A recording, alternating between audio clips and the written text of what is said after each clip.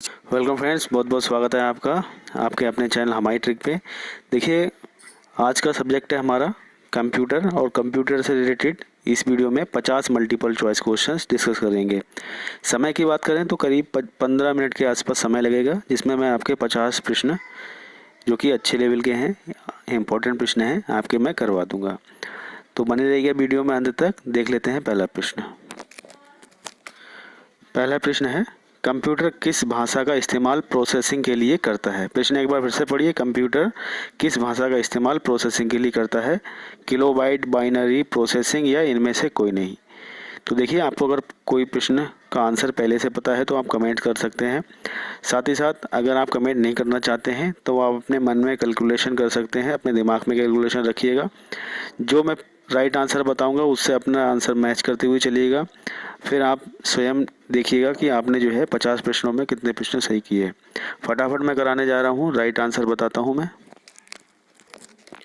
Answer है हमारा B, binary. Binary option हमारा करेक्ट है। कंप्यूटर जो है बाइनरी भाषा का इस्तेमाल प्रोसेसिंग के लिए करता है। देख लेते हैं अगला प्रश्न। प्रश्न संख्या 2, बिट का पूरा नाम क्या है। मेगाबाइट, किलोबाइट, बाइनरी डिजिट या बाइनरी नंबर। तो देखिए, राइट आंसर है हमारा बाइनरी डिजिट। देखिए, बाइनरी डिजिट है उसे हम बिट भी बोला करते हैं, तो आपको याद रखना है। 3 नंबर प्रश्न देखेंगे। सर्वर किसके द्वारा जुड़े होते हैं। सर्वर किसके द्वारा जुड़े होते हैं। Network, main frame, super computer या क्लाइंट। तो 3 का राइट आंसर है नेटवर्क। सर्वर जो है नेटवर्क के द्वारा जुड़ा होता है।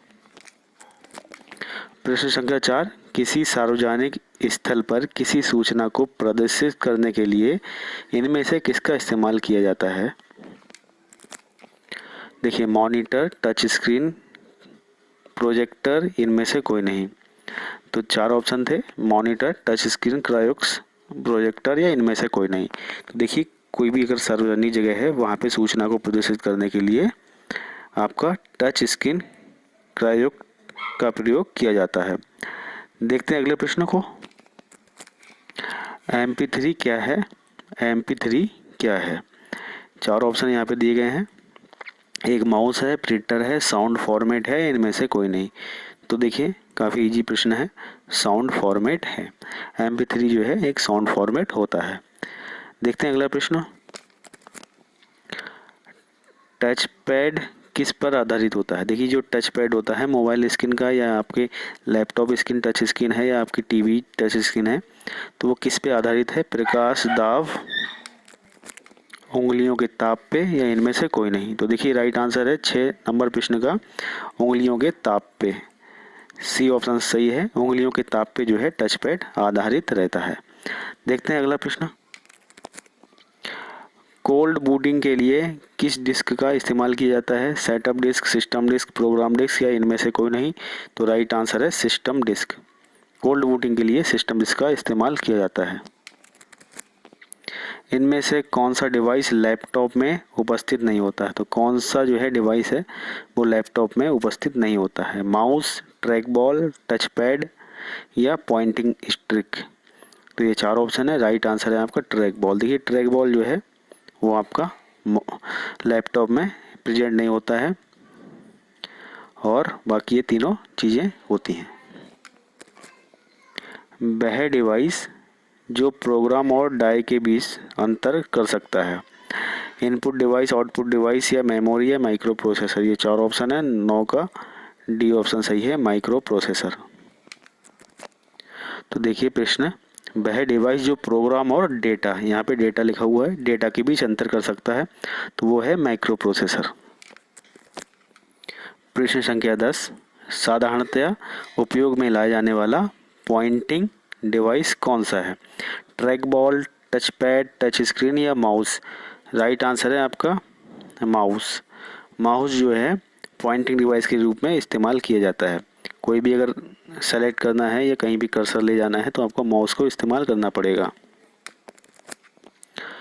डेटा ट्रांसफ़र की स्पीड मापने का मात्रक कौन सा है। Broad rate, bit rate, brand या इनमें से कोई नहीं। तो देखिए, राइट आंसर है ब्रॉड रेट। देखिए, डेटा ट्रांसफ़र की स्पीड जो है ब्रॉड रेट में नापी जाती है। जैसे आपका ब्रांड जो भी आपका ब्रॉडबैंड होता है तो उसकी भी स्पीड नापी जाती है। इसी प्रकार जो है डेटा ट्रांसफ़र की स्पीड ब्रॉड रेट में नापी जाती है। बेस बैंड सिस्टम क्या है? बेस बैंड सिस्टम क्या है? एक नेटवर्क सिस्टम जहां channel signal digital signal support करता है। ए और बी दोनों ऑप्शन सही हैं या उपरोक्त में से कोई सही नहीं है? तो 12 का सी ऑप्शन सही है। ए और बी दोनों ऑप्शन सही है, यानी कि ये एक नेटवर्क सिस्टम होता है बेस बैंड सिस्टम, और जहां एक channel signal digital signal support करता है। देखिए जहां जो है इनका चैनल सिंगल डिजिटल सिग्नल जो है सपोर्ट करता है, तो यानी कि दोनों ऑप्शन सही हैं। वह डिवाइस जो डेटा को एक जगह से दूसरी जगह भेजता है, स्टोरेज, मेमोरी, कैरियर या इनमें से कोई नहीं। 4 ऑप्शन है, राइट आंसर बताइए। राइट आंसर है आपका कैरियर। देखिए कैरियर जो है एक डिवाइस का डेटा जो है उसे एक जगह से दूसरी जगह स्थानांतरित करता है। इनमें से कौन सा एक क्लाइंट सर्वर एप्लीकेशन नहीं है? Internet chat, web browsing, email या पिंग? तो देखिए राइट आंसर है हमारा पिंग। पिंग जो है आपका एक सर्वर एप्लीकेशन नहीं है। आपका चैट आपकी एप्लीकेशन होती है, वेब ब्राउजिंग जो भी ब्राउज़र होता है वो एप्लीकेशन होती है, ईमेल भी एक एप्लीकेशन होती है, लेकिन पिंग का इस्तेमाल जो है सिस्टम की सेटिंग्स वगैरह ठीक करने के लिए किया जाता है। तो ये कंप्यूटर के इंटरनल रहता है, बाकी ये सब जो है एप्लीकेशंस रहती हैं। तो यहाँ पे डी ऑप्शन सही है।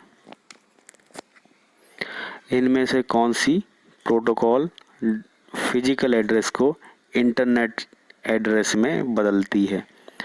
ICMP, ARP, IGRP, RARP? ये आपके 4 ऑप्शन हैं। तो 15 नंबर पृष्ठ में आपका राइट आंसर है डी, RARP। कोई कच्चा फैक्ट क्या कहलाता है? यानी कि अगर आप कोई भी डेटा एंट्री कर रहे हैं अपने कंप्यूटर में, वो सब क्या कहलाता है? डेटा, प्रोग्राम, कमांड या रिस्पॉन्स? तो देखिए राइट आंसर, कच्चा जो भी आपका फैक्ट रहता है उसे डेटा बोला जाता है। जो भी चीज़ हम एंट्री करते हैं कंप्यूटर में वो डेटा कहलाती है। तो यहाँ पे जो है कच्चा फैक्ट दिया गया है जिसका मतलब है डेटा।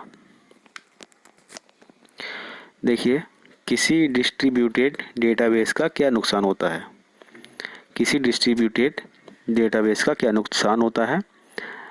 अनरिलायबल या आसान या असुरक्षापन या अधिक खर्चीली? तो देखिए राइट आंसर है अधिक खर्चीली होती है। आसान, असुरक्षापन या अनरिलायबल ये नहीं होते हैं, अधिक खर्चीली होती है।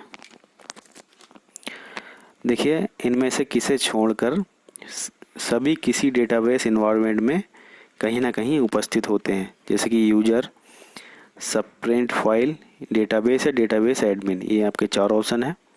तो देखिए राइट आंसर देख लेते हैं। राइट आंसर है यूजर। देखिए यूजर जो है एक ग्राहक रहता है, ग्राहक की तरह रहता है। बाकी ये सब जो है ये सर्विस प्रोवाइडर की तरह रहते हैं। डेटाबेस, आपको डेटाबेस एक बनाना पड़ेगा तभी जाके यूजर उसको देखेगा। एक एडमिन भी बनेगा जो प्रोवाइड कराएगा यूजर्स के लिए सभी इंफॉर्मेशन, और एक फ़ाइल भी इस तरह से रहेगी कि जो है यूजर्स तक पहुंच सके। तो जो है यूजर को छोड़ के बाकी डेटाबेस इन्वायरमेंट में उपस्थित रहते हैं। रिपोर्ट जनरेटर किसके काम आता है? फाइल अपडेट करने के, फाइल प्रिंट करने के, डेटा एंट्री के लिए या उपरोक्त में से कोई नहीं? राइट आंसर है आपका फाइल प्रिंट करने के लिए। बी ऑप्शन आपका सही है। रिपोर्ट जनरेटर जो है फाइल प्रिंट करने के लिए यूज होता है। देखिए अगला प्रश्न है, एक रिलेशनल डेटाबेस डेवलपर किसी रिकॉर्ड को किस नाम से पुकारता है? क्राइटेरिया, रिलेशन, टपल या एट्रीब्यूट? तो देखिए राइट आंसर है यहाँ पे टपल जो है बोला जाता है। जो कोई भी ऐप डेवलपर रहता है तो अपने जो डेटाबेस होता है डेवलपर के द्वारा तैयार किया जाता है, उसको जो है जो भी उसका रिकॉर्ड होता है उसे ट्रपल नाम दिया जाता है। इनमें से कौन सी प्रोसेस स्टेट नहीं है? क्लाउड, रनिंग, रेडी या प्रिविलेज। तो देखिए राइट आंसर है प्रिविलेज। देखिए थ्रेसिंग की समस्या किस कारण उत्पन्न होती है? प्रोग्राम स्ट्रक्चर के कारण, प्रोग्राम साइज के कारण, प्राइमरी स्टोरेज के कारण, उपयुक्त में से कोई नहीं। ये हमारे 4 ऑप्शन हैं। राइट आंसर देखेंगे अब। राइट आंसर है आपका ए, प्रोग्राम स्ट्रक्चर के कारण जो है थ्रेसिंग की समस्या उत्पन्न हो जाती है। देखिए पीसीबी क्या है? राइट आंसर देख लेते हैं। पीसीबी क्या चीज़ होती है?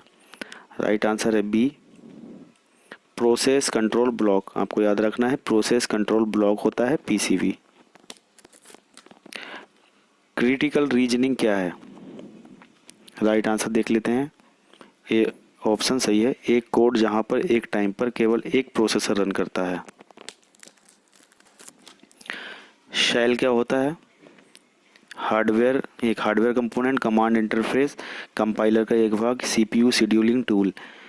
राइट आंसर देखेंगे अब। राइट आंसर है हमारा सी, कंपाइलर का एक भाग।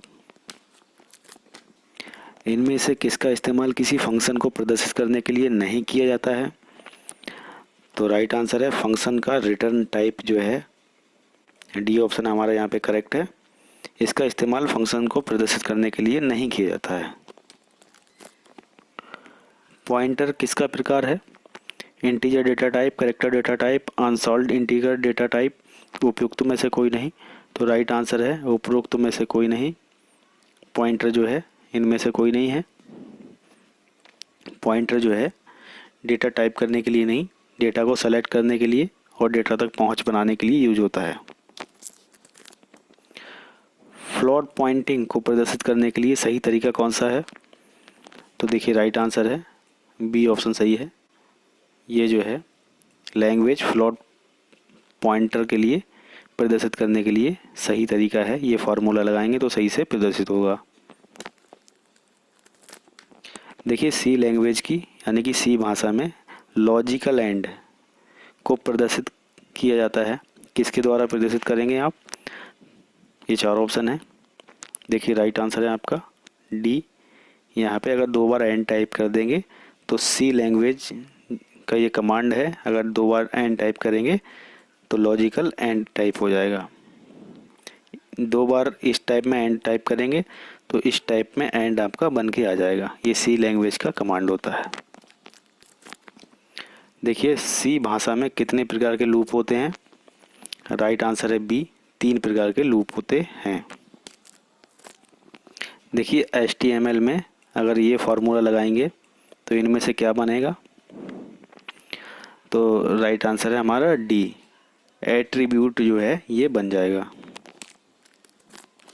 देखिए अगर HTML व्यूअर का इस्तेमाल करते हैं आप तो HTML में किसी चित्र को प्रदर्शित करने के लिए कौन सा तरीका सही है?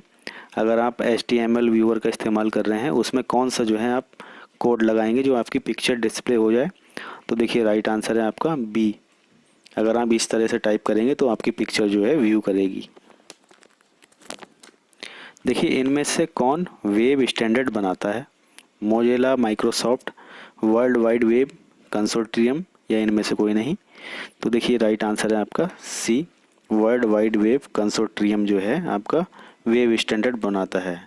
WWW जो है ये एक तरह का प्रोटोकॉल होता है जो आपकी जितनी भी वेबसाइट हैं वो सब इसका पालन करती हैं, और जो अनलीगल वेबसाइट होती हैं वो जो है अगर WWW इस्तेमाल नहीं करती हैं वो अनलीगल कहलाती हैं और वो जो है प्रोटोकॉल का पालन नहीं करती हैं। तो जो भी वेबसाइट इस्तेमाल करें वो WWW से ज़रूर देखा करें एड्रेस बार में। इनमें से वी लिंक का क्या मतलब होता है? Visit link, V link, active link, उपरोक्त में से कोई नहीं। तो 34 का राइट आंसर है ए, विजिटेड लिंक जो है वो वी लिंक कहलाता है।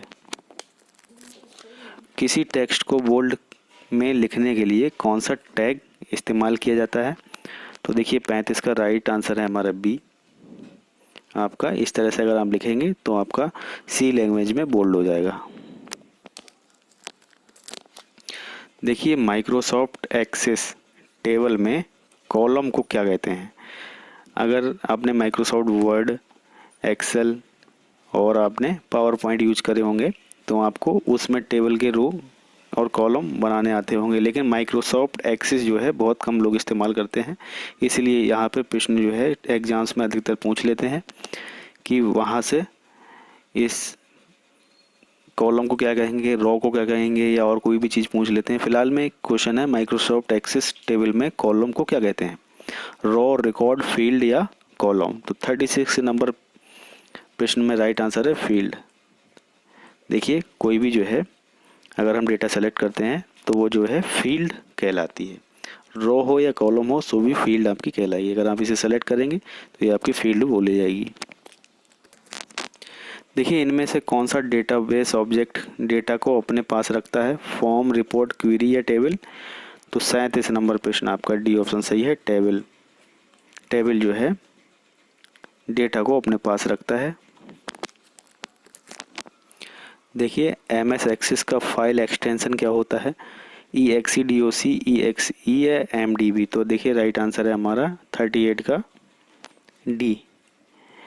देखिए ये आपकी .exe, ये आपका जिस तरह से आपका APK होता है एंड्रॉयड का ऐप, इसी तरह विंडोज़ में ऐप आती हैं वो .exe का इस्तेमाल किया जाता है उनमें इंस्टॉल करने के लिए। DOC होता है आपका माइक्रोसॉफ्ट वर्ड यानी कि MS वर्ड। EXE आपके एक्सेल के थ्रू आते हैं। MDB आपकी एक्सेस की एक्सटेंशन है। देखिए इनमें से कौन सा MS ऑफिस का सही प्रारूप नहीं है, office XP, office 2007, office Vista या ऑफिस 2010। तो देखिए राइट आंसर देख लेते हैं, ऑफिस 2007।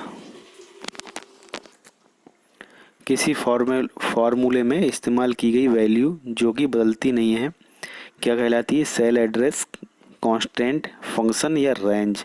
तो देखिए राइट आंसर है आपका 40 नंबर प्रश्न में बी सही है, कांस्टेंट कहलाती है।